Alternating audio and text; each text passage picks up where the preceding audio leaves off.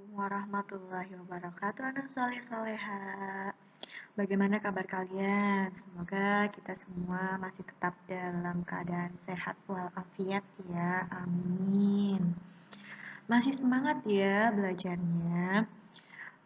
Sebelum kita mulai, kita baca basmalah terlebih dahulu. Bismillahirrahmanirrahim. Hari ini kita sudah masuk ke tema 2. Sebetulnya dari kemarin ya sudah masuk ke tema 2. Kemarin sudah dijelaskan tema 2, subtema 1, pembelajaran 1 sampai 3. Sekarang hari ini kita akan belajar di tema 2, yaitu tentang udara bersih bagi kesehatan.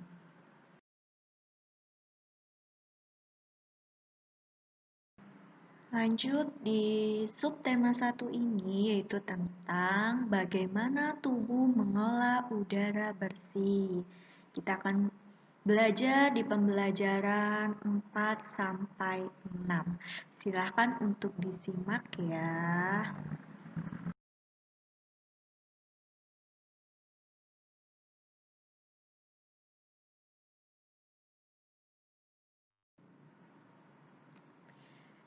Di mata pelajaran IPA, kita akan belajar tentang sistem pernafasan pada manusia.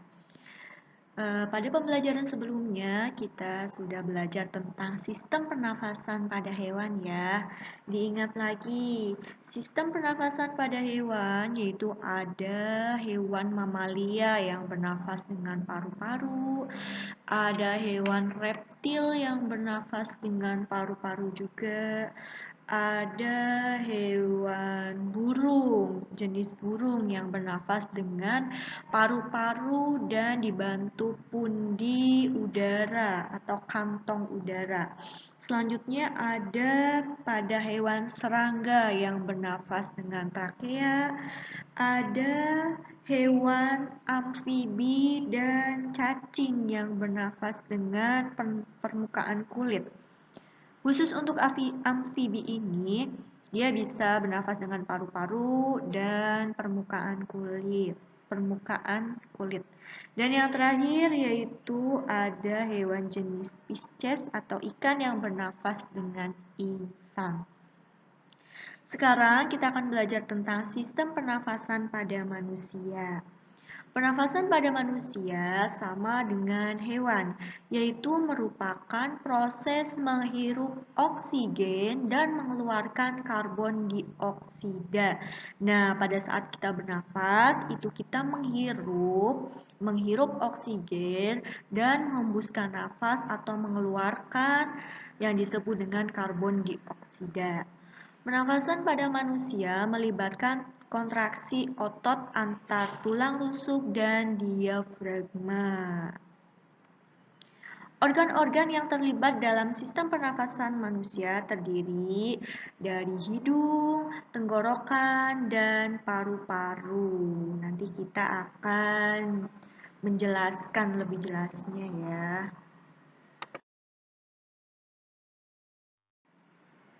Organ pernafasan pada manusia yang pertama yaitu ada hidung. Nah, coba bisa dipegang hidung kalian. Ada kan hidungnya? Hidung merupakan organ pernafasan manusia yang paling luar sebagai jalan masuk oksigen dan keluarnya karbon dioksida. Di dalam hidung terdapat rambut halus dan selaput lendir. Udara yang masuk ke dalam hidung akan disaring oleh rambut-rambut halus. Selaput lendir berfungsi untuk menangkap benda asing yang masuk. Di dalam rongga hidung juga terdapat alat pengatur suhu yang berfungsi mengatur kesesuaian suhu tubuh dan kelembaban udara. Jadi di hidung itu terdapat rambut halus, selaput lendir, dan alat pengatur suhu.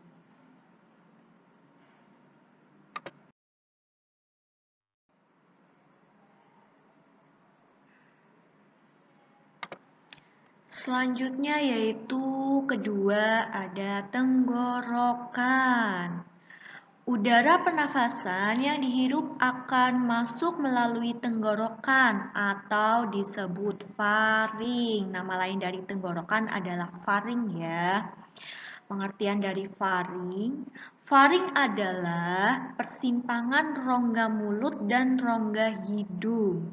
Udara dari faring melewati laring menuju ke trakea. Trakea bercabang menjadi dua. Percabangan trakea disebut batang tenggorokan atau nama lainnya bronkus. Percabangan dari trakea disebut bronkus. Di dalam paru-paru, bronkus bercabang lagi menjadi bronkiolus. Nah, bronkusnya bercabang lagi menjadi bronkiolus. Pada ujung bronkiolus terdapat gelembung-gelembung halus berisi udara yang disebut alveolus. Nah, di bronkiolus itu terdapat alveolus atau gelembung-gelembung berisi udara. Dinding alveolus mengandung kapiler darah yang menjadi tempat pertukaran oksigen dan karbon dioksida. Melalui kapiler darah atau di dalam alveolus itu terjadi pertukaran oksigen dan karbon dioksida. Nah, jadi terjadinya pertukaran oksigen dan karbon dioksida itu ada di dalam alveolus. Pahami ya. Yang ketiga yaitu paru-paru.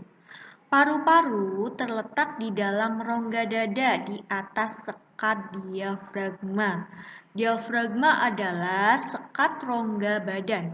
Sekat rongga badan membatasi rongga dada dan organ perut. Paru-paru dilindungi oleh tulang rusuk dan tulang dada. Nah, selanjutnya organ pernafasan pada manusia bisa dilihat gambarnya. Nah, dari rongga hidung ya, udara masuk, selanjutnya ke faring. Udara masuk bisa dari rongga hidung atau rongga mulut ya. Selanjutnya ke faring, ke laring, ke trakea. Nah, di trakea ini bercabang menjadi dua yang disebut dengan bronkus.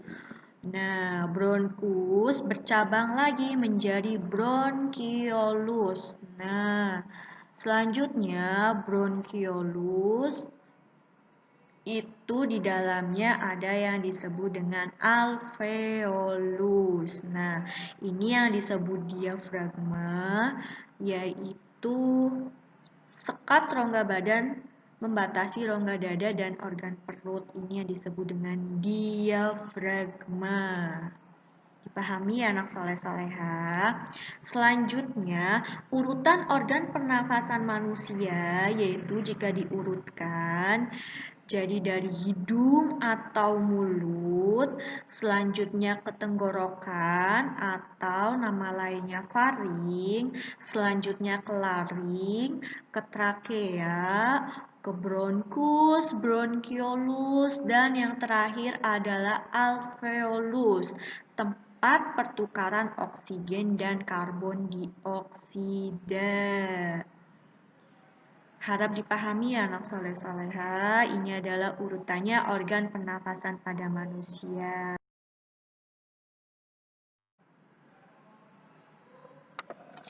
Selanjutnya yaitu ada proses pernafasan. Silakan untuk dipahami dan disimak ya anak soleh-soleha.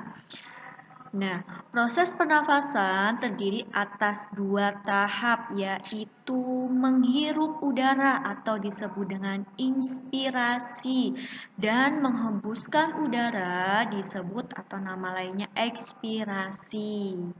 Pernafasan pada manusia terdiri dari pernafasan dada dan pernafasan perut. Perbedaan antara pernafasan dada dan pernafasan perut yaitu pada otot yang bekerja saat bernafas. Pernafasan dada menggunakan otot antar tulang rusuk, karena di dada ya tulang rusuk, sedangkan pernafasan perut menggunakan otot pada diafragma. Selanjutnya, pada tahap inspirasi atau menghirup udara, yaitu diafragma dan otot antar tulang rusuk berkontraksi, rongga dada membesar, paru-paru mengembang, dan udara masuk. Selain itu, pada tahap ekspirasi atau menghembuskan udara, diafragma pada otot antar tulang rusuk berelaksasi atau istirahat. Rongga dada kembali normal, paru-paru kembali normal, udara keluar dari paru-paru. Nah, bisa dilihat ini di samping ada gambarnya, yaitu pernafasan dada dan pernafasan perut. Nah, pernafasan dada ini ada mekanisme atau ada menghirup udara, nama lainnya dari inspirasi. Inspirasi pada pernafasan dada yaitu udara masuk. Nah, udara masuk di sini otot tulang rusuk berkontraksi sehingga rongga dada mengembang. Nah, sedangkan pada pernafasan dada pada mekanisme ekspirasi atau menghembuskan udara, yaitu udara keluar. Nah, di sini otot tulang rusuk relaksasi sehingga rongga dada mengempis. Kebalikannya ya. Nah, silakan untuk dipahami. Selanjutnya, yaitu ada pernafasan perut pada mekanisme inspirasi atau menghirup udara, yaitu keadaannya otot diafragma berkontraksi, diafragma mendatar, volume rongga dada membesar. Nah, volumenya membesar, diafragmanya itu mendatar. Nah, sedangkan pada pernafasan perut mekanisme ekspirasi atau menghembuskan udara, yaitu udara keluar. Di sini otot diafragma relaksasi, otot perut kontraksi, diafragma melengkung ke rongga dada, volume rongga dada mengecil. Nah, silahkan untuk dipahami perbedaannya. Ada pernafasan dada dan pernafasan perut, dan ada tahap inspirasi, ekspirasi. Ya. Selanjutnya yaitu silakan untuk disimak dan dipahami video berikut ya tentang Manusia, hewan maupun sistem tumbuhan, pernafasan pada sebagai manusia. makhluk hidup, kita perlu oksigen untuk hidup. Waktu bernafas, kita mempunyai organ-organ yang bekerja sama dan membentuk sistem organ yang bekerja mengatur oksigen yang ada di lingkungan hidup sampai pada setiap sel yang kita butuhkan. Oksigen ini tidak tersedia di dalam tubuh makhluk hidup. Kita mendapatkan oksigen dari lingkungan sekitar kita. Bernafas artinya kegiatan menghirup atau memasukkan oksigen dari lingkungan hidup dan mengeluarkan karbon dioksida dan uap air melalui alat pernafasan kita. Kali ini kita akan mempelajari lebih lanjut tentang organ-organ pernafasan manusia.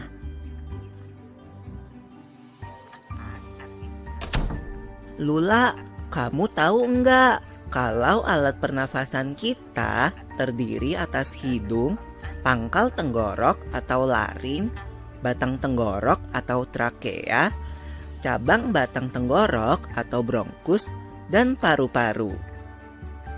Iya, Pipo. Melalui lubang hidung, udara mendapatkan jalan keluar dan masuk ke dalam tubuh kita.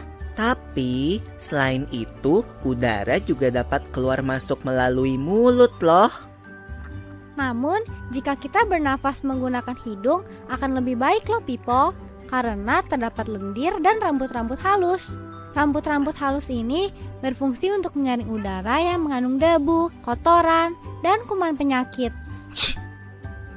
Benar sekali Lula, selaput lendir berfungsi untuk mengatur suhu udara yang akan masuk ke paru-paru dan mengatur kelembapan udara agar sesuai dengan kelembapan tubuh.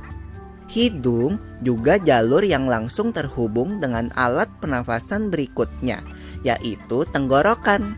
Tenggorokan merupakan alat pernafasan manusia yang kedua. Pada tenggorokan terdapat laring atau pangkal tenggorok dan batang tenggorok atau trakea. Pada bagian dalam dinding batang tenggorok terdapat selaput lendir dan rambut-rambut halus yang selalu bergetar yang berfungsi menghalangi benda-benda asing yang akan masuk ke paru-paru. Pernahkah kalian tersedak? Kamu pernah enggak Lula? Pernah banget Pipo. Itu kenapa ya by the way? Tersedak merupakan gerak refleks untuk mengeluarkan kembali benda atau makanan yang masuk ke saluran pernafasan. Oh, aku tahu. Gerak refleks adalah gerak cepat dan otomatis yang menanggapi rangsangan dari luar organ kan? Iya Lula. Kemudian pangkal tenggorok yang disebut juga laring menghubungkan hidung dengan batang tenggorok atau yang biasa disebut trakea. Pada ujung trakea terdapat bronkus, yaitu percabangan yang menghubungkan trakea dengan paru-paru kiri dan kanan. Paru-paru terletaknya di dalam rongga dada kan Pipo? Jika kita menghirup udara, maka udara masuk ke paru-paru. Lalu kemana lagi ya? Melalui bronkus menuju cabang dari bronkus yang disebut bronkiolus dan berujung pada gelembung paru-paru yang juga disebut dengan alveolus.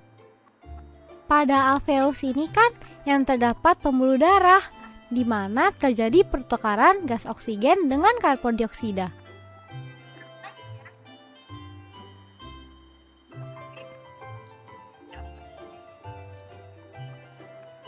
Well, Pipo, tahu gak kalau sistem pernafasan kita terdiri dari dua kan?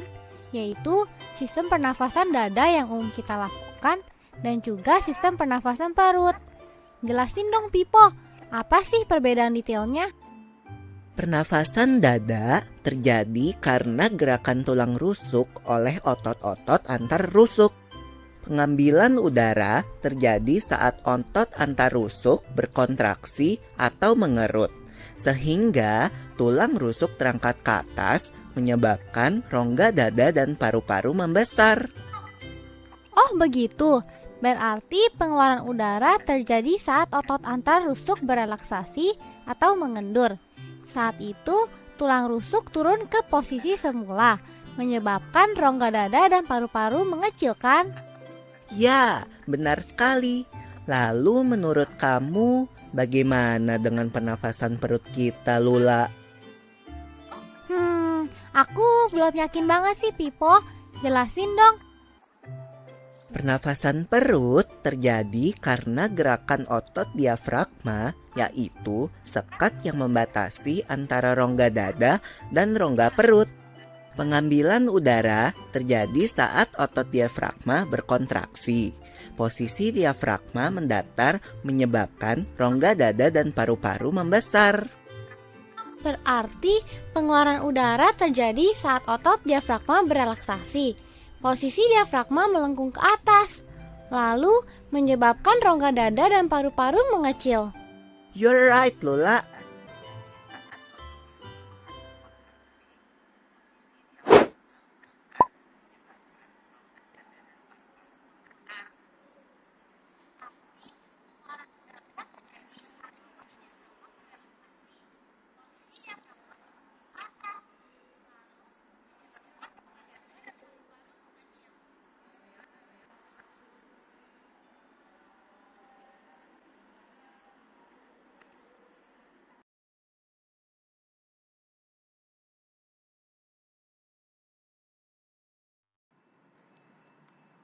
Selanjutnya yaitu mata pelajaran SBDP.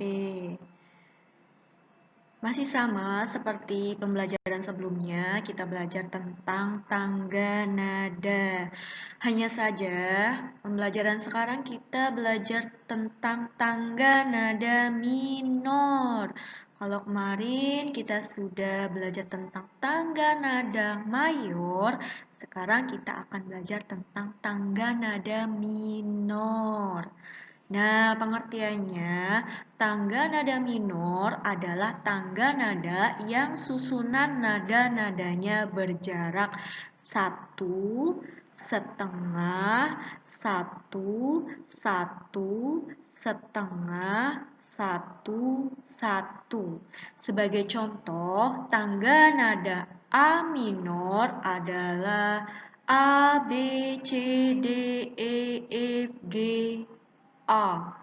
Tangga nada minor dapat dilihat sebagai mode musik keenam dalam tangga nada mayor. Adapun ciri-ciri tangga nada minor yaitu sebaliknya dari tangga nada mayor, yaitu ciri-cirinya tangga nada minor. Yang pertama, nada cenderung lebih sedih dari tangga nada mayor, bersifat sedih ya. Yang kedua, nada lagu kurang bersemangat. Dan yang ketiga, biasanya diawali dan diakhiri dengan nada la. Nah, harus bisa dipahami mana ciri-ciri tangga nada mayor dan mana ciri-ciri tangga nada minor. Kalau bisa harus dihafalkan ya anak soleh-soleha.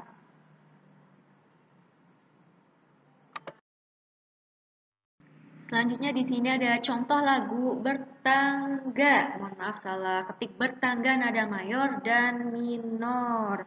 Nah, yang pertama contoh lagu bertangga nada mayor. Contohnya yaitu yang pertama lagu Hari Merdeka.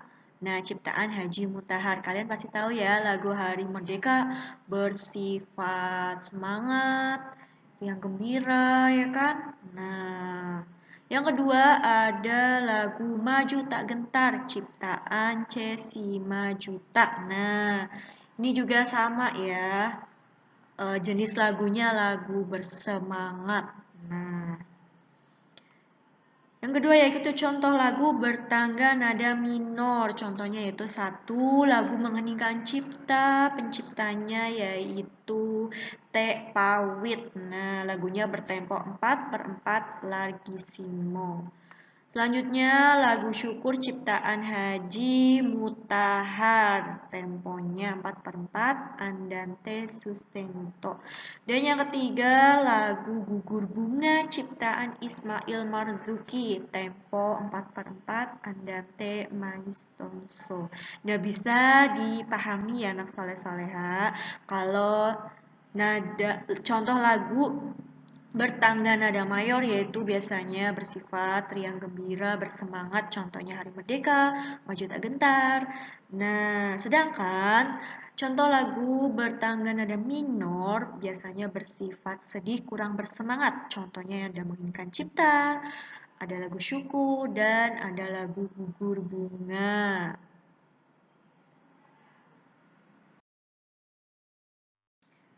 Setelah tadi sudah dijelaskan materinya, sekarang silahkan untuk mengerjakan latihan soalnya, dibaca dan dipahami baik-baik maksud soalnya apa. Agar jawaban dan soal itu sesuai dan benar. Jangan lupa pertanyaannya ditulis di buku tugas tematik seperti biasa. Jawablah soal di bawah ini, ada mata pelajaran IPA. Nomor 1 yaitu tuliskan urutan organ pernapasan manusia. Urutannya secara lengkap ya ditulis. Nah, tadi sudah dijelaskan. Nomor 2, di manakah pertukaran oksigen dengan karbon dioksida terjadi? Tadi juga sudah dijelaskan. Yang menyimak pasti bisa. Yang ketiga, jelaskan secara singkat proses ekspirasi dan inspirasi pada pernafasan dada. Nah, nanti silakan dijelaskan proses inspirasi menghirup udara dan menghembuskan udara pada pernafasan dada. Nah, pernafasan dada saja. Yang kedua yaitu mata pelajaran SBDP. Soal yang keempat yaitu tangga nada minor adalah pengertian dari tangga nada minor. Nah, silahkan dijawab. Soal nomor 5 yaitu tuliskan 3 ciri tangga nada minor. Nah, tadi sudah dijelaskan, ada ciri-cirinya 3, silahkan ditulis. Soal yang keenam, berilah masing-masing satu contoh lagu dengan tanda nada mayor dan minor. Nah, ditulis contoh lagu satu saja, contoh lagu bertangga nada mayor apa, dan satu contoh lagu bertangga nada minor. Tadi juga sudah dijelaskan. Soal selanjutnya ada mata pelajaran bahasa Indonesia, yaitu soal yang pertama yaitu membaca di buku tema 2. Nah, tema 2 halaman 23 sampai 24. Nah, jawabannya itu ada di teks halaman 23 dan 24 ya. Untuk itu silakan dibaca dahulu. Nah, setelah dibaca, silakan untuk mengerjakan, ayo kerjakan halaman 25. Nah, khusus tugas bahasa Indonesia, soal langsung dikerjakan di buku paket, tidak perlu ditulis. Ya, soalnya bisa dilihat di halaman 25. Ayo kerjakan di halaman 25, soalnya tidak usah ditulis, langsung dikerjakan di buku paket saja, langsung dijawab. Setelah itu jangan lupa untuk difoto dan dikirim bersama dengan tugas IPA dan SBDP tadi yang sudah ditulis di buku tugas tematik. Sudah jelas ya anak soleh-soleha, semoga bisa dipahami. Yang dapat Bu Rizka jelaskan, semoga bisa dipahami, semoga bermanfaat. Kurang lebihnya Bu Rizka mohon maaf. Wassalamualaikum warahmatullahi wabarakatuh.